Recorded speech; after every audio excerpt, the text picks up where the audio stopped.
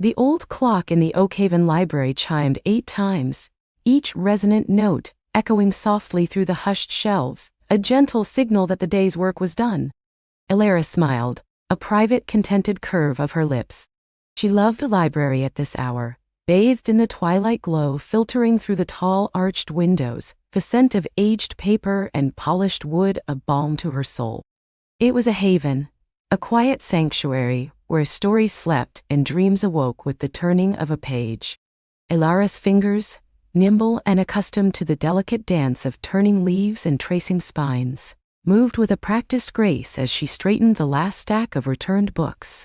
She hummed a wordless tune, a melody as old and comforting as the whisper of wind through the ancient oak trees that gave the village its name. Oakhaven was a place steeped in quiet magic, where time seemed to unfurl at its own unhurried pace, and the night sky was an endless canvas of silver and starlight.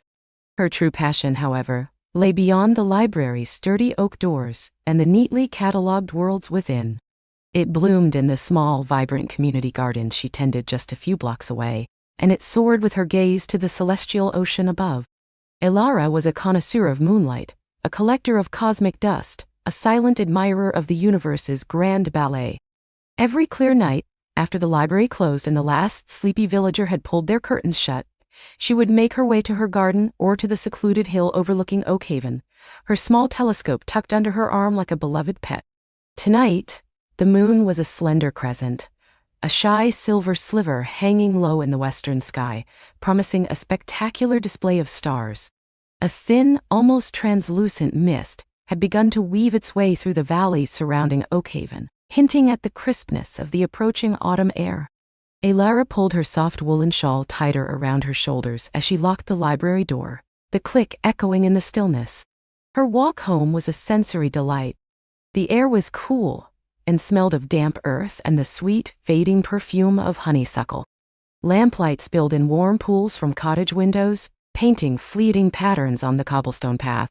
She greeted Mrs. Gable's tabby cat, Muffin, who was perched regally on a garden wall, a silent sentinel of the night. Muffin blinked slowly, a gesture of profound feline wisdom, before resuming her watch. Elara's own cottage was small and cozy, nestled amidst a riot of climbing roses and fragrant lavender.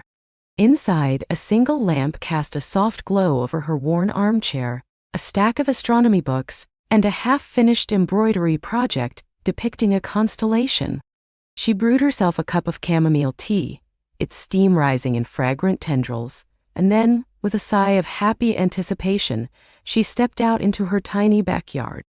Her garden, even in the encroaching darkness, was a symphony of textures and subtle scents. Late-blooming dahlias nodded their heavy heads, and the last of the evening primroses unfurled their pale, luminous petals, catching the faint moonlight like tiny beacons. Elara settled onto her favorite garden bench, tucked away beneath the sprawling branches of an ancient weeping willow. From here, the village lights were a distant twinkle, and the sky unfurled above her in breathtaking grandeur. Tonight, the stars were particularly vibrant, like diamonds scattered across black velvet. She didn't need her telescope to appreciate their vastness, their silent, ancient song. She simply lay back, letting her gaze drift, tracing imaginary lines between the familiar patterns: Orion, Cassiopeia, Ursa Major Dartai. She felt a profound sense of connection, a comforting smallness in the face of such immensity. The world felt peaceful, complete. A week later, that sense of quiet completeness was stirred, gently at first, by a subtle shift in Oakhaven's familiar rhythm.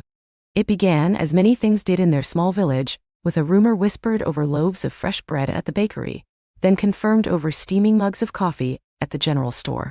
A new resident was moving into the old Miller house, a charming but long-empty stone cottage on the very edge of the village, nestled against the whispering woods.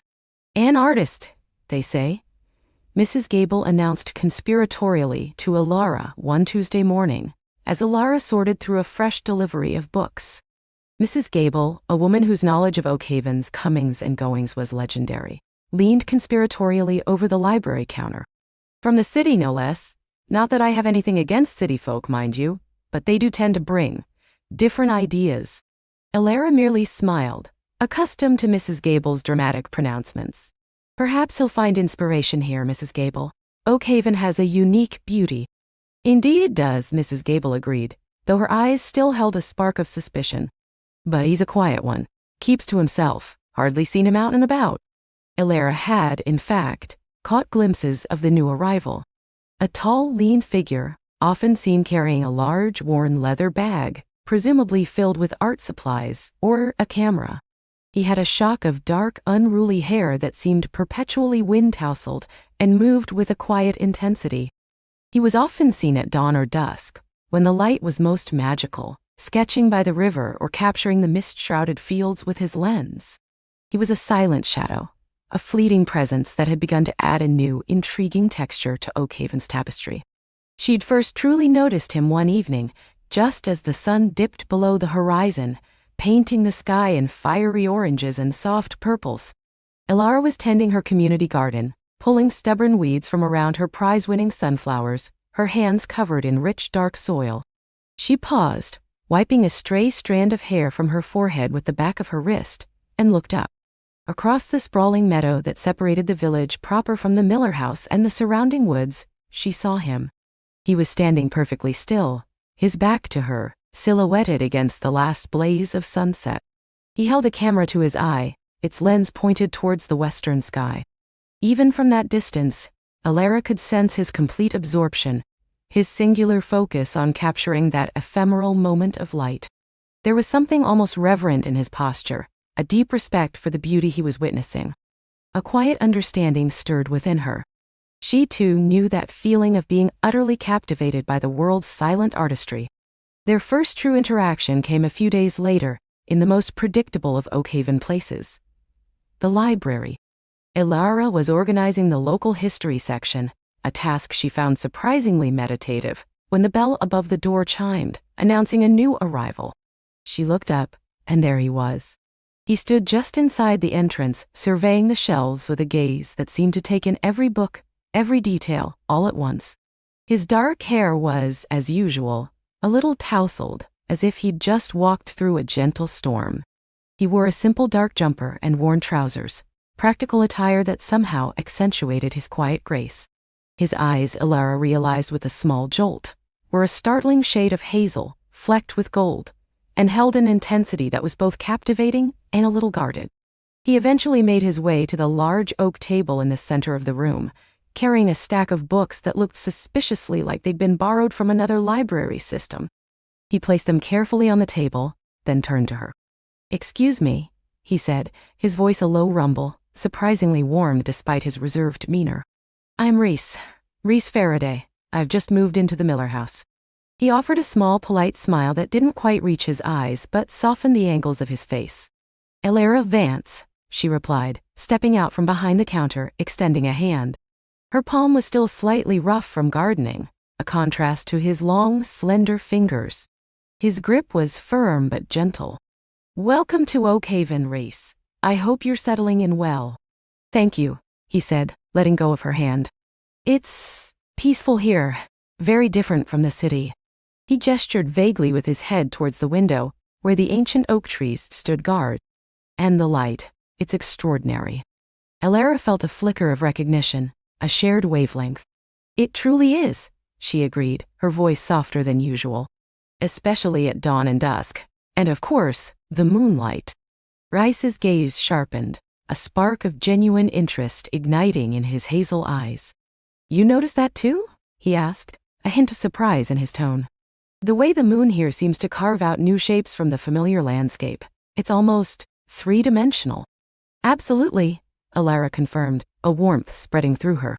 "It has a distinct quality, doesn't it? Almost silver, sometimes, and other times a soft pearlescent glow." She suddenly felt a strange eagerness to share her observations, something she rarely did with strangers. "I've always thought it was the lack of light pollution here. The air is so clear." A genuine smile finally touched his lips, reaching his eyes this time, and Elara found herself momentarily captivated. It transformed his face, chasing away the earlier hint of reserve, revealing a quiet charm. "That must be it," he murmured, almost to himself. "It's why I came, in part, to capture it." He then gestured towards the stack of books. I was hoping to find some local folklore. Perhaps stories about the land, the trees, the history. Anything that might give me a deeper sense of this place. You've come to the right place, Elara said, her enthusiasm bubbling to the surface. Oakhaven has a rich history, much of it woven into the land itself. We have a wonderful collection. She led him back to the local history section, pulling out several dusty leather-bound volumes. These are particularly fascinating. Stories of the old oak, of course, and the hidden springs, some local legends about the mists, and even a few tales of, well, moonbeams. She smiled, a little shyly. Rise's fingers brushed against hers as he took a particularly thick volume. Moonbeams, he echoed, a thoughtful look on his face. Intriguing. He spent the next hour engrossed in the books, perched on a stool in a sunlit corner, making occasional notes in a small leather-bound sketchbook. Elara, meanwhile, continued her work, but found her gaze drifting towards him more often than usual. He had a way of losing himself in his task, a quiet intensity that resonated with her own deep focus when she was stargazing or tending her garden. He seemed to belong here, despite Mrs. Gable's initial reservations about city folk. When he finally brought the books to the counter, he had chosen 3, including the one about local legends. These will be perfect, he said, his voice still low, but with a newfound warmth. Thank you, Elara. He paused, then added, It's a beautiful name, Elara. Means bright, shining one or moon goddess in some traditions, doesn't it? Elara felt a blush creep up her neck. She hadn't expected him to know that, or to comment on it. Something like that, she murmured, her gaze dropping to the books as she processed them. My grandmother named me. She was a great lover of the night sky. Mine too, Rhys said, a soft, distant look in his eyes. My grandmother, she always told me to look up, said that's where the true stories were written. Another shared thread, woven between them. Elara looked up at him, a genuine smile gracing her lips. She sounds like a wise woman. She was, he agreed, his smile softening. He gathered his books, his fingers brushing the spine of the legend book. I appreciate your help, Elara. I'll look forward to reading these, especially the Moonbeam tales.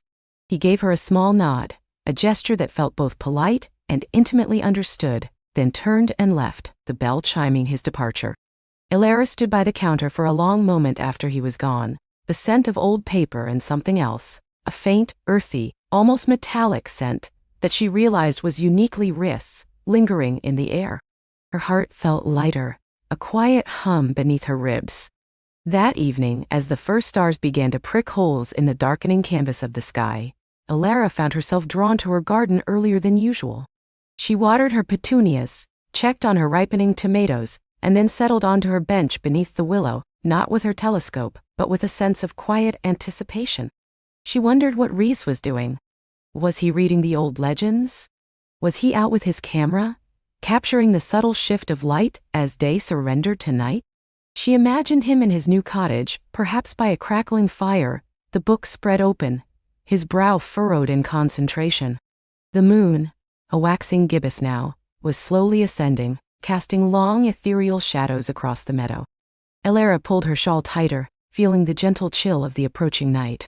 She thought of his words, his quiet intensity, the way his eyes had lit up when she spoke of the moonlight. It was rare to meet someone who saw the world with such a similar eye, who felt the same pull towards the silent, luminous beauty of the night.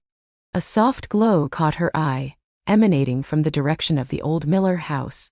It wasn't a harsh electric light, but a warm, almost golden luminescence, like lamplight from an old window, or perhaps the glow of a lantern. It seemed to pulse gently, as if alive. Elara watched it, her curiosity piqued. It wasn't the kind of light one usually saw in an Oakhaven. It was softer, somehow more ancient. As the moon rose higher, its silver light began to mingle with the golden glow, creating an almost magical aura around the distant cottage. She felt a pull, a quiet yearning to understand more about this new presence in Oakhaven, this quiet artist who saw the moon as she did. The night felt different tonight, imbued with a subtle, shimmering promise.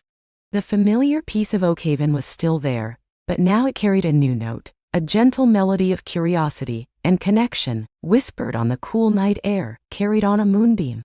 Elara lingered at her window for a long while, watching the moon climb higher, its silvery light now bathing the entire valley in a soft ethereal glow. The cottage across the fields, once just a distant point of light, now held a new significance. It was a beacon, not of warning or danger, but of quiet wonder. A fellow soul, drawn to this same nocturnal beauty. The next morning, the magic of the previous night lingered like dew on the grass. As Elara kneaded dough for her morning pastries, her thoughts drifted not to the usual rhythms of her bakery, but to the mystery resident. Mrs. Gable, a reliable fount of Oakhaven gossip, had mentioned a new artist. Cleong, she thought, remembering the name. A quiet man she'd heard, who kept to himself. But quiet didn't mean unseeing. It meant observant. And he had observed the moon. She found herself humming a tune she hadn't hummed in years, a light, hopeful melody from her youth. The scent of warm cinnamon and rising yeast filled the bakery, grounding her, yet her mind still soared. How did one meet a quiet artist in a town where everyone knew everyone, but where the new resident seemed to deliberately avoid the usual social dances? A thought sparked. Oakhaven's annual autumn festival was just a few weeks away. The villagers often showcased their crafts, produce, and talents. Perhaps he would display his art. It was a common assumption, but not a certainty.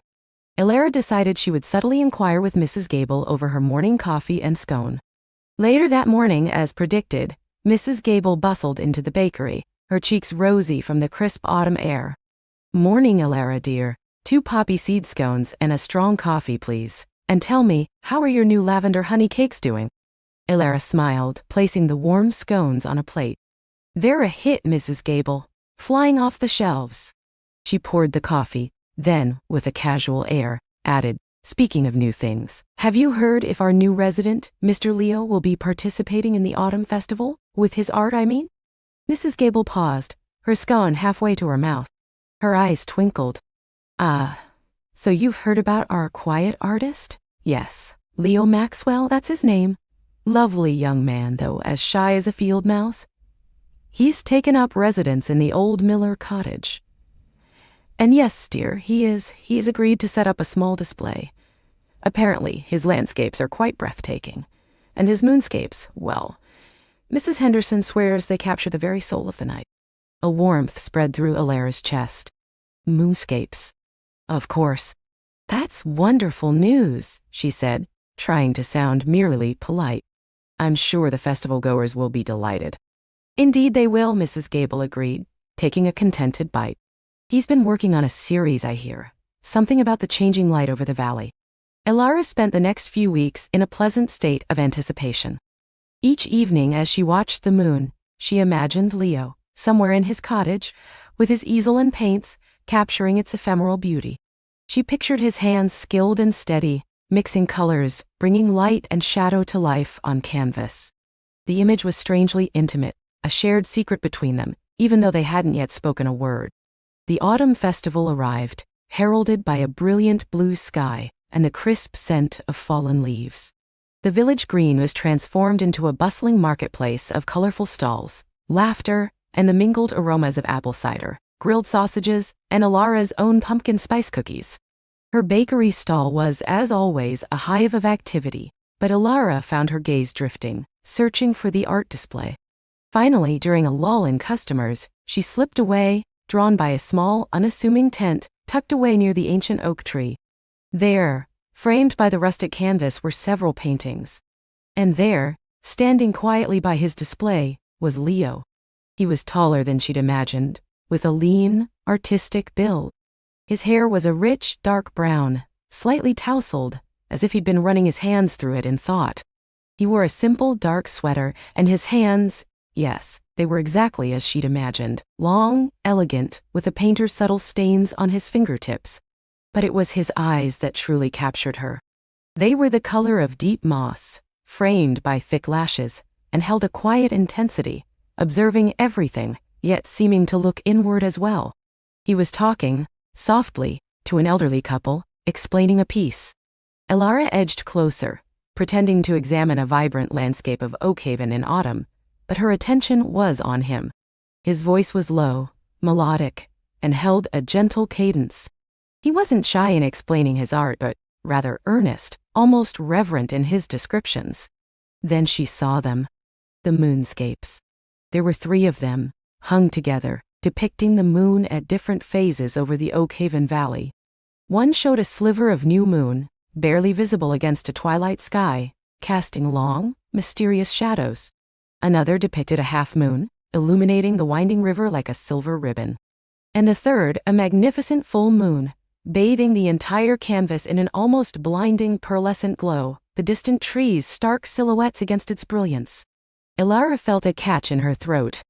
He hadn't just seen the moon. He had understood it. He had captured its essence, its quiet power, its profound beauty, in a way that resonated deeply within her own soul. It was as if he had painted her own nocturnal thoughts and feelings. She moved closer, her heart thrumming a soft rhythm against her ribs. He finished speaking with the couple, offering a small, polite smile as they moved away, praising his work. Now it was just him and Ilara, standing in the quiet space of his tent, surrounded by the vibrant echoes of Oakhaven. He turned, his gaze sweeping over the tent, and then, slowly, landed on her. For a moment, time seemed to stretch and thin. His moss-green eyes met her own, and a faint blush rose on his cheeks. He offered a shy, tentative smile. "Hello," he murmured, his voice soft, almost a whisper, as if he didn't want to disturb the painted tranquility.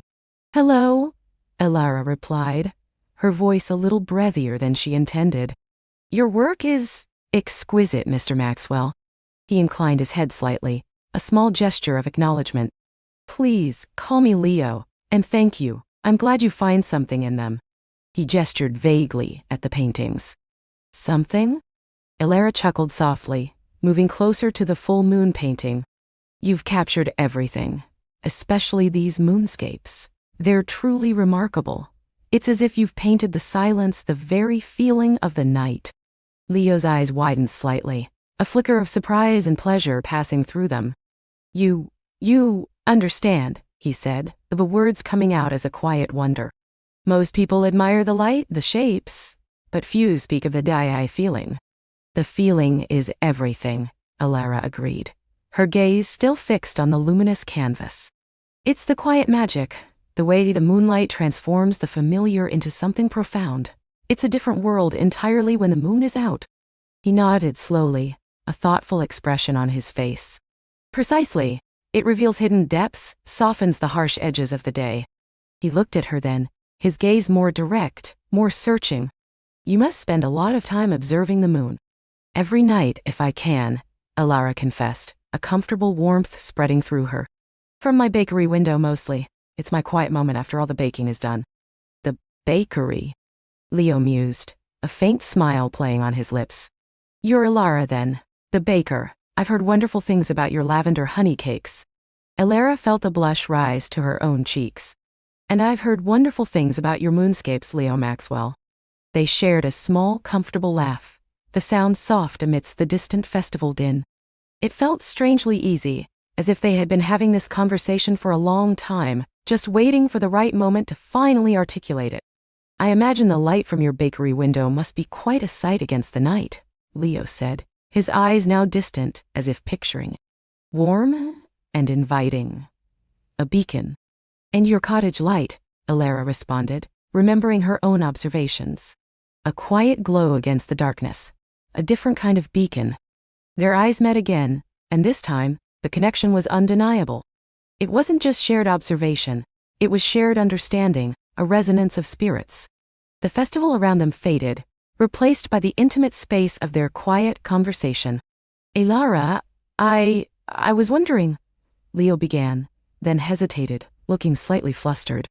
He ran a hand through his dark hair.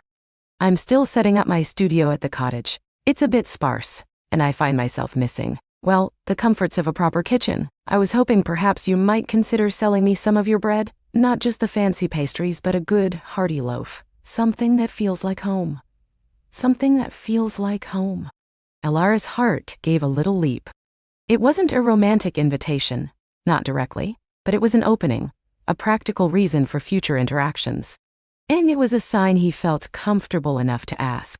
Of course, Leo. I bake a variety of sourdoughs and rustic loaves daily. You're welcome to stop by the bakery any morning. I usually have fresh loaves ready by 7. 7? He repeated, as if committing it to memory. Perfect.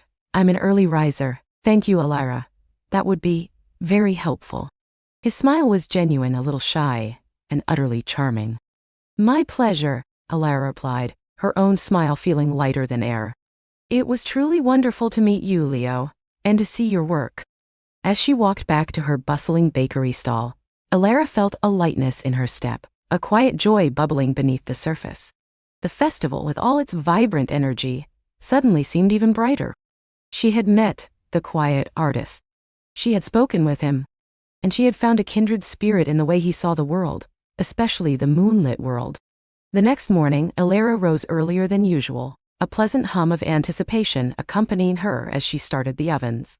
She carefully selected the finest sourdough loaf, still warm from the oven, its crust golden and fragrant. She even wrapped it in a piece of pristine linen, a small, thoughtful touch. At precisely 7 o'clock, the bell above the bakery door chimed, and Leo stepped inside. He was dressed in a comfortable, paint-splattered shirt and jeans, looking even more relaxed than he had at the festival. The rich aroma of baking bread seemed to instantly soften his features, a gentle smile gracing his lip. Good morning, Elira, he said, his voice as quiet and warm as the bread-filled air. Good morning, Leo, she replied, her heart doing a familiar little flutter. Perfect timing. I have a sourdough loaf fresh from the oven, just for you. She presented him with the linen-wrapped bread. He took it, his long fingers brushing hers for a fleeting moment. The touch sent a tiny spark through Elira. He held the loaf gently, almost reverently, taking a deep inhale of its aroma. This is incredible, he murmured, his eyes closing for a moment in appreciation. Thank you, Elira. It smells like home. It's my pleasure, she said, genuinely touched by his simple appreciation. Are you getting settled in at the cottage? Slowly but surely, he replied, opening his eyes and meeting her gaze. It's a beautiful place, very inspiring, though it still needs a lot of work. I'm hoping to get the studio fully functional soon. He paused, then added, It's a very different pace here than where I came from. Much quieter. I like it. Oakhaven has a way of settling into your soul, Elira agreed, leaning slightly against the counter. It's a place where you can truly hear yourself think and see the stars without the city glow. Exactly, Leo said, his eyes lighting up. That's precisely why I chose it. I spent years in a bustling city, chasing deadlines, painting what others wanted. I needed to find my own light again. My own moon. He looked down at the bread, then back at her. Thank you for this, Elira. It feels like a piece of that light. Their conversation flowed easily, touching on the quiet beauty of Oakhaven, the challenges of finding inspiration, and the simple joys of a perfectly baked loaf of bread. It wasn't a long conversation. The bakery was beginning to stir with early customers, but it was enough. Enough to establish a rhythm, a gentle anticipation for their next interaction. Over the next few weeks, Leo became a regular fixture at the bakery each morning. He would arrive promptly at 7, his presence a quiet comfort in the bustling kitchen. Sometimes he would simply pick up his bread and exchange a few pleasantries, his eyes lingering for a moment on Elira's before he left. Other times, if there was a lull, their conversations would stretch, touching on art, nature, the changing seasons, and even the subtle quirks of Oakhaven villagers. Elira found herself looking forward to his visits with a warmth that surprised her. She'd always been content in her quiet life, finding joy in her craft and the rhythm of her days. But Leo brought a new note, a gentle, melodious counterpoint to her familiar tune. He saw the world with the same quiet reverence she did, a deep appreciation for the beauty often overlooked. One crisp Tuesday morning, Leo arrived not just for bread, but with a small, carefully wrapped package. Good morning, Elira, he said, a hint of something shyly excited in his voice. I brought you something. Elira's heart gave a hopeful lurch. Oh, for me. He nodded, extending the package. A small token of my appreciation for the wonderful bread. It truly makes a difference to my mornings? She unwrapped it carefully. Inside, nestled in soft tissue, was a small, exquisitely painted watercolor. It depicted her bakery, not in the harsh light of day, but bathed in the soft, golden glow of a late evening, the warm light spilling from its windows onto the cobblestone street. Above it, a sliver of moon hung in a velvet sky, delicate and luminous. Elara gasped softly.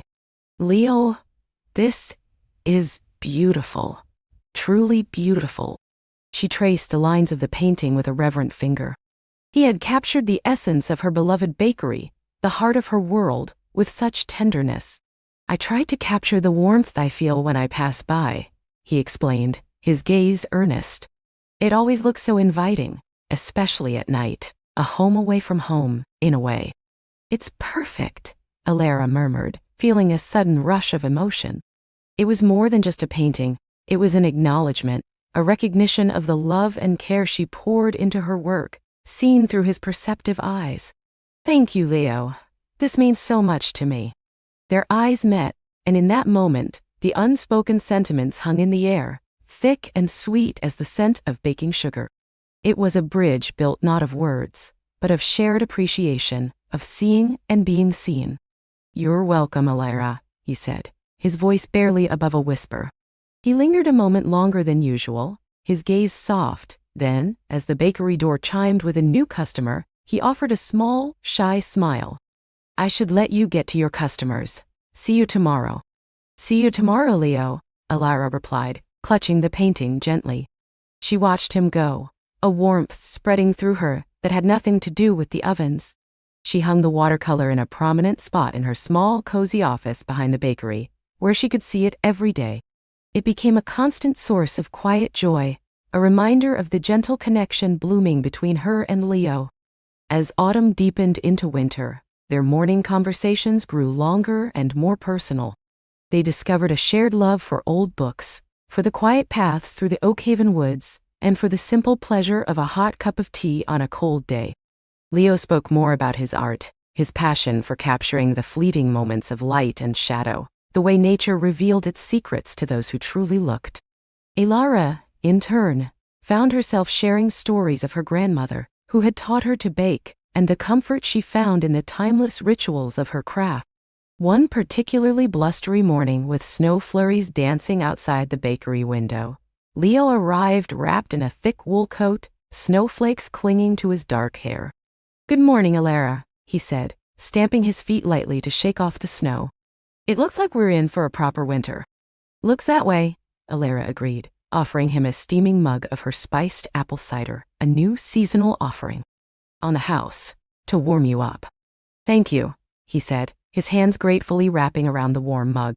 He took a sip, his eyes closing in contentment. "This is wonderful. You have a gift, Elara, not just for baking but for creating comfort." "It's what I aim for," she smiled, feeling a familiar blush. "To bring a little warmth and sweetness into people's lives." He looked at her then, his green eyes serious and contemplative. "You do, more than you know." The air between them seemed to shimmer, charged with an unspoken tenderness. It was a moment of profound connection, a recognition of something deeper than friendship. Elara felt her heart swell, a quiet hope unfurling within her. "I was thinking," Leo began, breaking the comfortable silence. "The snow is quite beautiful over the valley, and the way the moonlight reflects off it. It's a painter's dream. I'm planning to set up my easel near the old stone bridge tonight, if the clouds clear." He paused, taking another sip of cider. "It can get quite cold out there. I was wondering, would you mind if I stopped by later, perhaps for a thermos of that cider? Or a cup of tea? Something to keep me warm while I work." Elara's smile was immediate and genuine. "I'd be delighted, Leo. In fact, why don't you stop by my cottage after you're done? It's just a short walk from the bakery. I'll have a pot of tea brewing and perhaps some fresh shortbread. You shouldn't have to stand out in the cold any longer than necessary." His face lit up, a genuine, unburdened smile that transformed his quiet features. "You mean it?" "Of course I mean it," she laughed softly. "It would be my pleasure, and I'd love to hear about your painting, See what magic you've captured this time. That sounds perfect, Elara, he said, his gaze lingering on her. Absolutely perfect. He left shortly after, the promise of the evening hanging in the air, a delicate thread of anticipation weaving through Elara's day. She spent the afternoon baking with a light heart, humming again the hopeful tune from weeks ago. She chose her finest tea blend, prepared a platter of her buttery shortbread, and even lit the small fireplace in her cozy living room, ensuring a warm and inviting atmosphere. As darkness fell and the moon, a luminous orb, began to cast its silvery glow over the freshly fallen snow, Elara watched from her window. She imagined Leo bundled against the cold, his easel set up near the old stone bridge, his hands working their magic. A shiver, not of cold but of excited anticipation, ran through her. Finally, just as the village clock chimed 9, there was a soft knock at her cottage door. Elara took a deep breath, smoothing her apron, and opened it. Leo stood on her porch, dusted with snow, his cheeks rosy from the cold, but his eyes alight. He carried his easel and a canvas, carefully wrapped. "Good evening, Elara," he said, a faint smile on his lips. "It's even colder out there than I expected." Come in, Elara urged, ushering him into the warmth. "You must be frozen." He stepped inside, bringing with him the crisp scent of pine and fresh snow. He stood for a moment, taking in the cozy warmth of her living room, the flickering firelight, the inviting aroma of tea and baking. "This is wonderful," he murmured, a genuine warmth in his voice. Elara helped him set his easel aside, then led him to a comfortable armchair by the fire. "Tea's ready, and there's shortbread. Make yourself comfortable." He settled into the chair with a sigh of contentment, accepting the warm mug of tea she offered. The firelight danced in his moss-green eyes as he gazed around her living room, taking in the shelves filled with books, the soft throws, the small framed photographs. It was a mirror, in many ways, of the warmth and comfort he had seen in her bakery. "Your home is just as lovely and inviting as your bakery, Elara," he said, his voice soft, almost reverent. "It feels lived in." "Thank you, Leo," she replied, feeling a flush of pleasure. "It's my sanctuary, just like the bakery is my heart." They sat in comfortable silence for a few moments, sipping their tea, the crackle of the fire filling the quiet. Elara found herself simply enjoying his presence, the gentle calm he exuded. "So," she finally prompted, a soft smile on her lips, "what magic did the moon weave for you tonight?" He smiled back, a genuine relaxed smile. It was quite something. The way the snow catches the light, millions of tiny diamonds reflecting the moon. It's almost impossible to truly capture, but I tried. He gestured towards the wrapped canvas. "Would you like to see?" "I would love to," Elara said, her eyes alight with anticipation. He carefully unwrapped the canvas, turning it towards her. It was a depiction of the old stone bridge, blanketed in snow, the river beneath it a dark, swirling ribbon. But it was the moonlight that dominated the painting, a breathtaking, almost blinding silver white that illuminated every flake, every shadow, every bare branch of the trees. The light seemed to pulse from the canvas, a living, breathing entity. Elara felt her breath catch. It wasn't just a painting, it was an experience. He had captured the biting cold, the profound silence, and the exquisite, almost painful beauty of a moonlit winter's night. "Leo," she whispered, her voice thick with emotion. "This is extraordinary. It's alive. I can feel the chill, the stillness, the pure, unadulterated beauty of it." He looked at her, his eyes searching hers, a vulnerability in their depths. "You truly see it, don't you?" "I do," she confirmed, her gaze unwavering. "You haven't just painted the moon, Leo. You've painted its soul, and in doing so, you've allowed me to see something of yours." A soft flush spread across his cheeks. He looked away for a moment, then back at her, a profound tenderness in his gaze. That's the highest compliment anyone could give me, Elara. To feel seen, truly seen, through my art. It means everything." Elara reached out, her hand hovering for a moment, then gently rested on his arm. And to feel seen, truly seen, in return, is a rare and precious thing. His hand turned, his fingers lightly covering hers. A gentle, comforting pressure. The touch sent a warmth through her, deeper and more profound than the fire beside them. They sat there, side by side, in the soft glow of the firelight and the silent, shimmering beauty of the moonlit painting. The world outside, with its cold and its vastness, seemed to shrink, leaving only the cozy warmth of Elara's cottage, and the quiet, growing connection between two souls who had found each other through the language of light and shared understanding. The night was still young, and the promise whispered on the cool night air, carried on a moonbeam, felt closer than ever. The night was still young, and the promise, whispered on the cool night air, carried on a moonbeam, felt closer than ever. Elara stirred first, a gentle sigh escaping her lips. It's as if the moon itself painted it for us, she murmured, her voice soft, almost a whisper, as if afraid to break the spell. The man beside her nodded slowly, his gaze still fixed on the canvas. Indeed, there's a quiet magic about it, a stillness that hums. He turned his head, his eyes, the color of warm amber, finding hers in the dim light. Thank you for sharing this with me, Elara. It's truly beautiful. A blush bloomed on Elara's cheeks, warm despite the cool air that still permeated the cottage. Thank you for seeing it, she replied, a genuine smile gracing her lips. Sometimes I paint things and I wonder if anyone else will ever truly see them, beyond the colors and the lines. He understood. Oh, I know, he said, his voice laced with a gentle melancholy that quickly faded. To create something from within, to pour a piece of your soul onto a canvas, and then to have it resonate with another. He paused, looking at her, a silent question in his eyes. You have a remarkable gift. Elara felt a warmth spread through her chest, a feeling she hadn't experienced in a long time. It wasn't just the compliment, it was the depth of his understanding. He didn't just praise her art, he saw the artist, the vulnerability, the hope within it. It's just something I do, she said, deflecting slightly, though her smile remained. A way to make sense of the world, I suppose. A beautiful way, he corrected gently. He then pushed himself up from the couch, stretching slightly. My apologies, I've kept you sitting in the cold for far too long. Is there anything I can do to help you warm up this charming place? Elara rose as well, feeling a sudden lightness in her steps. The fire is doing its best, she chuckled. But a hot drink might be nice. I have some herbal tea, or perhaps some mulled cider.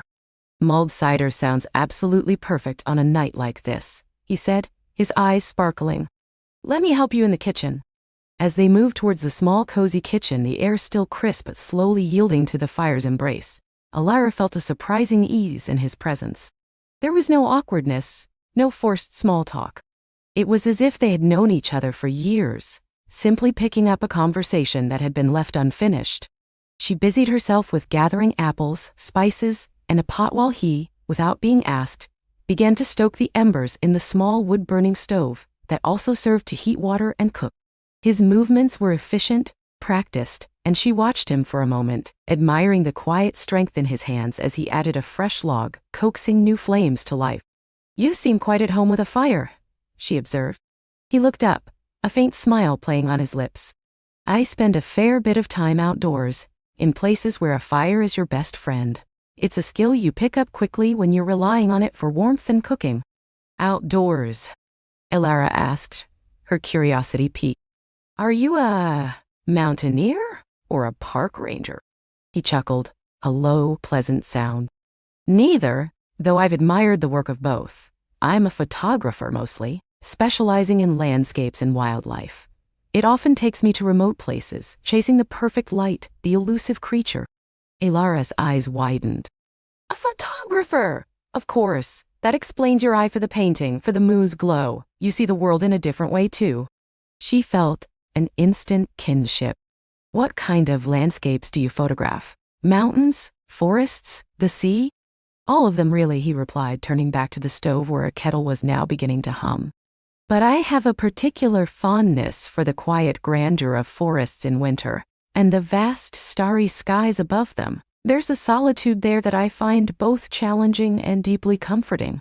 He poured water into a mug and handed it to her. Here, a little warmth to start, while the cider mulls. Elara took the mug, her fingers wrapping around its ceramic warmth. Thank you, she said, taking a sip. It was just hot water, but it felt like a gesture of profound care. So, you travel a lot? What brings you to this quiet corner of the world then? He leaned against the counter, watching her. A pursuit, of sorts. I'm working on a series, capturing the essence of hidden light in winter. Not just sunlight, but the way light filters through snow, reflects ice, or glows from within small, isolated communities. I heard whispers of a particularly stunning aurora borealis display predicted for this region, and I came hoping to capture it. He paused, a sheepish grin touching his lips. And then, as you know, my car decided to stage a protest in the middle of a snowdrift. Elara laughed, a genuine bubbling sound. A very dramatic protest by the sound of it. She stirred the cider gently, the fragrant steam beginning to fill the kitchen. Well, I hope the aurora shows itself. It would be a shame for you to have come all this way and not capture your hidden light. I think I've already found some hidden light, Elara, he said softly, his gaze lingering on her. The air in the kitchen suddenly felt thicker, charged with an unspoken emotion. Elara's heart fluttered and she quickly averted her gaze, focusing intently on the simmering cider, her cheeks warming once more. She felt a delightful shiver run down her spine, a shiver that had nothing to do with the cold. The cider's ready, she announced, perhaps a little too brightly, reaching for 2 mugs. They poured the steaming, spiced cider, its aroma a comforting blend of cinnamon, clove, and apple, filling the cottage with holiday cheer even though it wasn't quite that time of year. They carried their mugs back to the living room, settling once more onto the couch, though this time a little closer than before. The fire now crackled merrily, casting dancing shadows on the walls, and the moonlit painting still held its serene glow. This is delightful, he said, savoring a sip. Exactly what I needed. Me too, Elara admitted, curling her legs beneath her. It's not often I have company, especially on a night like this. She looked at him, truly seeing him in the warm glow. He had a strong, kind face, lines around his eyes that suggested frequent smiles, and a gentle, thoughtful expression. Thank you for being here. The pleasure is entirely mine, Elara, he replied, his voice sincere. I was lost, cold, and a little desperate. You opened your home, offered warmth, kindness, and shared your art. It's more than I could have hoped for. He took another sip of cider. My name, by the way, is Finn. I don't think I properly introduced myself earlier, in the rush of things. Finn, Elara repeated, the name tasting pleasant on her tongue. It suits you. She smiled. I'm Elara, as you know. They fell into a comfortable silence for a while, sipping their cider, watching the fire, and letting the quiet warmth of the cottage envelop them. Finn broke the silence, his voice thoughtful.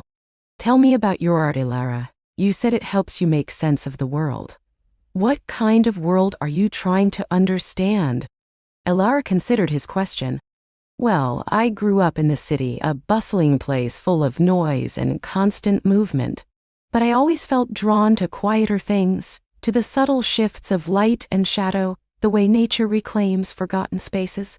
My parents were very practical people. They wanted me to pursue a more stable career, but I always found myself sketching, painting, trying to capture the feeling of a sunbeam on an old brick wall, or the intricate pattern. She sighed softly, a faint wistfulness in her tone. Eventually I realized I couldn't ignore the pull anymore. I saved up, found this cottage. It was a bit rundown then, but I saw its potential, and I moved out here. Away from the noise, away from expectations. It's been lonely at times, but also incredibly freeing. It allows me to truly gaze and paint. Finn listened intently, nodding occasionally. That takes courage, Elara, to forge your own path, especially when it goes against what's expected of you. I admire that. He paused, then shared a bit of his own story. I understand the feeling of being drawn away from the city. I grew up in a similar environment. My family too had their own ideas about my future. Law, medicine, something respectable. But I always had a camera in my hand, even as a child. I remember spending hours in the local park, trying to capture the light through the leaves, or the hidden life of insects. So, you pursued your passion too? Elara asked, her eyes bright. Eventually, Finn replied. It wasn't an overnight decision. There were years of trying to fit into a mold that wasn't mine, years of feeling unfulfilled, but the call of the wild, the desire to capture its beauty, was too strong to ignore. I took a leap of faith, bought some decent equipment, and started traveling photographing. It's been challenging, sometimes financially precarious, but I've never regretted it. There's a profound satisfaction in living authentically. Authenticity, Elara repeated, savoring the word. Yes, that's it. That's what I crave, what I try to put into my paintings. She looked at him, a comfortable smile on her face. It's funny, isn't it? How two people, strangers just a few hours ago, can find so much common ground. Perhaps we weren't such strangers after all, Finn suggested softly, his gaze holding hers. Perhaps we just hadn't met yet. The fire crackled. The cider warmed them from the inside out, and the moon outside continued its silent watch. The conversation flowed easily, moving from art to life, from dreams to disappointments, from the practicalities of remote living to the philosophical musings on beauty and purpose. They talked about the challenges of being an artist, the moments of doubt, the bursts of inspiration, the sheer joy of creating. Elara learned that Finn had traveled to distant mountains, weathered fierce storms to capture a particular cloud formation, and spent weeks patiently waiting for a rare bird to appear in his lens. He spoke of the solitude of the wilderness, not as a burden, but as a necessary space for reflection and creativity. Finn, in turn, learned about the intricacies of Elara's painting process, how she would sit for hours, just observing a patch of forest, waiting for the light to shift just so, or how she mixed her own pigments, deriving earthy tones from the very soil around her cottage. She shared her favorite brushes, her struggles with perspective, and the sheer elation of completing a piece that truly captured her vision. As the hours passed, the initial shyness between them melted away, replaced by a deep sense of camaraderie and mutual respect. There were moments of shared laughter, soft smiles, and quiet understanding that transcended words. Elara found herself telling him things she hadn't spoken aloud to anyone in years, small fears, hopes she barely dared to voice, the quiet ache of solitude that sometimes crept in despite her love for her chosen life. Finn listened with an attentiveness that made her feel truly heard, truly seen. At one point, Elara realized the cider pot was empty. "More cider," she offered, pushing herself up. "Or perhaps something else." "I'd love another cup, if you have more ingredients," Finn said, rising with her. "Let me help this time. I'm a terrible cook, but I can certainly chop apples." They returned to the kitchen, the warmth of their earlier conversation still lingering. As Finn peeled and chopped apples with surprisingly deft hands, Elara gathered the spices. Their hands brushed once as they reached for the same cinnamon stick, a spark, not of static, but of something deeper, passing between them. Both paused, a sudden awareness of the other's proximity, the warmth of skin, the scent of wood smoke and cider, filling the small space. Elara's breath hitched slightly, and Finn's eyes met hers, a silent question, a shared moment of unexpected intensity. He cleared his throat, a soft sound. "You have a lovely home, Elara," he said, breaking the spell, though his gaze lingered on her for a moment longer. "It feels lived in, full of stories." "Thank you," she managed, her voice a little breathy. "It's my sanctuary." She quickly turned her attention back to the pot, her heart thrumming. They finished making the second batch of cider, the process made more enjoyable by their easy banter and shared tasks. The new pot of cider began to simmer, its sweet, spicy fragrance once again filling the air. "It's getting quite late," Finn observed, glancing at the old grandfather clock in the corner of the living room, which chimed softly, indicating the 11th hour. "I should really make my way back to, well, my car, I suppose, or at least somewhere I can wait out the night." Elara's heart sank a little at the thought. The cottage, which had felt so wonderfully full and warm with his presence, suddenly seemed vast and empty at the prospect of his departure. "But it's still snowing," she said, glancing out the window. The world outside was a swirling vortex of white, the wind picking up, howling softly around the eaves. "And your car is still stranded. It wouldn't be safe to go out there now." Finn looked out, confirming her words. The snow was indeed falling more heavily, blanketing the landscape in a thick, unforgiving layer. He turned back to her, a conflicted expression on his face. You're right, of course, but I wouldn't want to impose further. You've already done so much. It's no imposition, Finn, Alara insisted, her voice earnest. Please, you must stay. I have a guest room. It's simple, but it's warm, and you'll be safe from the storm. We can figure out the car situation in the morning when the snow lets up. She looked at him, her gaze imploring. I wouldn't be able to rest, knowing you were out there in this weather. He met her gaze, and she saw the genuine appreciation, the slight hesitation, and then the slow, grateful nod. Alara, he said, his voice soft, you are truly a kind soul. Thank you. I would be very grateful to accept your offer. A wave of relief washed over Alara.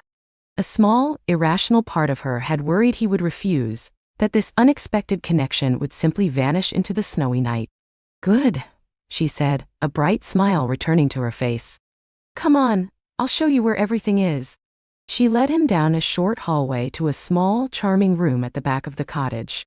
It was simply furnished with an antique wooden bed, a small dresser, and a window that looked out onto the snow-covered garden. A handmade quilt in warm blues and greens lay folded at the foot of the bed. The bathroom is just across the hall, Alara explained, gesturing. There are fresh towels in the cabinet, and I'll leave some extra blankets outside your door, just in case. She hesitated at the doorway. Is there anything else you might need? Finn looked around the room, a gentle smile on his face. It's perfect, Alara. More than I could have asked for, truly. He turned to her, his gaze warm and reassuring. Thank you again, for everything. Alara felt her cheeks flush once more. You're welcome, Finn. Sleep well. She retreated to her own room, a new sense of quiet contentment settling over her. The cottage no longer felt empty, but rather held the comfortable presence of another soul. As she prepared for bed, she found herself replaying their conversations, the easy laughter, the shared insights, the warmth of his gaze. She touched her lips, remembering the brush of their hands, the spark that had passed between them. She slipped into bed, the sound of the wind still howling softly outside, but inside the cottage was filled with a comforting stillness. She thought of Finn, just down the hall, and a gentle smile touched her lips. This unexpected night, born of a fierce snowstorm and a stranded car, had brought a warmth into her life she hadn't realized was missing. The moon, though now obscured by the heavy snowfall, still held its promise. And Alara, drifting off to sleep, felt a quiet anticipation for the morning, for the continuation of this extraordinary, unexpected encounter, carried on the gentle currents of shared light and unfolding understanding. The story, she knew, was only just beginning. She woke to the soft crackle of a fire and the gentle scent of brewing coffee. Sunlight, filtered through a newly cleared patch in the swirling snow outside, cast a warm, buttery glow across the cabin's rustic interior. Alara stretched, a contented sigh escaping her lips, and found herself wrapped in the softest blanket, her head resting on a pillow that smelled faintly of pine, and something else, something comforting and uniquely Leo. He was already up, moving quietly in the small kitchen area. He turned, a mug in his hand, a soft smile gracing his lips as he saw her stirring. Morning, sleepyhead, he murmured, his voice a low, pleasant rumble. Coffee's ready, and I found some pancake mix. Alara sat up, pushing a stray curl from her eyes. Pancakes, you truly are a lifesaver. She felt a blush creep up her neck, a pleasant warmth that had nothing to do with the fire. The awkwardness she might have expected after an unexpected overnight stay with a stranger was absent, replaced by a surprising ease. They ate breakfast slowly, sharing stories of their lives that felt like whispered secrets in the quiet morning. Alara spoke of her love for old books, the quiet hum of a library, and the unexpected joy of finding a forgotten first edition. Leo, a craftsman who sculpted intricate wooden pieces, described the feel of raw timber in his hands, the patient process of revealing the beauty within, and the satisfaction of creating something that would last. They discovered a shared appreciation for the quiet moments, the beauty in overlooked details, and a surprising parallel in their gentle, somewhat solitary lives. The world outside was a masterpiece of white. The snow had stopped, and the sun, now fully emerged, sparkled on every surface, transforming the landscape into a dazzling, silent wonderland. But with the clearing skies came the inevitable realization. The roads will be clear soon, Alara said, the words feeling heavier than she expected. A pang of something akin to disappointment settled in her chest. This extraordinary bubble of warmth and connection was about to burst. Leo paused, his gaze meeting hers across the small, worn wooden table. They will, he agreed, his voice gentle. He reached across, taking her hand in his. His thumb traced the back of her hand, a feather-light touch that sent a shiver through her. But that doesn't mean this has to end. Alara's heart fluttered. She looked into his kind, earnest eyes, seeing a reflection of the hope that had quietly taken root in her own heart. It doesn't, she whispered, almost afraid to believe it. He smiled, a genuine, heartwarming smile that reached his eyes. No, Alara, it doesn't. I'd like to see you again, properly. Take you out to that little bookstore you mentioned, the one with the dusty corners and the smell of old paper. He paused, a flicker of uncertainty in his gaze. That is, if you'd like to see me too. A wide, unbidden smile spread across Alara's face. More than anything, Leo. They exchanged numbers, promises hanging in the air like the lingering scent of coffee and pine. When the plows finally rumbled past, clearing the main road, the bittersweet moment of departure arrived. Leo walked her to her car, the snow crunching under their boots. Drive safe, he said, his hand resting on her arm, his fingers warm even through her coat sleeve. You too, Alara replied, her voice soft. She found herself reluctant to get into the car, to break the spell. Their eyes met again, and in that moment, without words, a silent understanding passed between them. This wasn't goodbye. It was merely a pause, a breath before the next chapter. He leaned in, his lips brushing hers in a soft, lingering kiss that promised future warmth, shared laughter, and quiet moments. It was a kiss that sealed not an ending, but a beautiful, promising beginning. As Alara drove away, the cabin shrinking in her rearview mirror, the world outside sparkled with a new kind of magic. The snow-covered landscape, once a symbol of isolation, now felt like a pristine canvas for a story just starting to unfold. She thought of Leo, of his gentle strength, his kind eyes, and the unexpected joy he had brought into her life. Her phone vibrated, a simple message. I can't wait to see you again, Alara. Well, winning. A contented sigh escaped her lip. The storm had brought her to a standstill, but it had also steered her directly into a future she hadn't known she was waiting for. And as she drove towards the cleared highway, a warmth bloomed in her chest, a quiet anticipation for the journey ahead, hand in hand with the man who had turned a stranded night into the most extraordinary beginning. The story, she knew now, had just found its true, heartwarming start.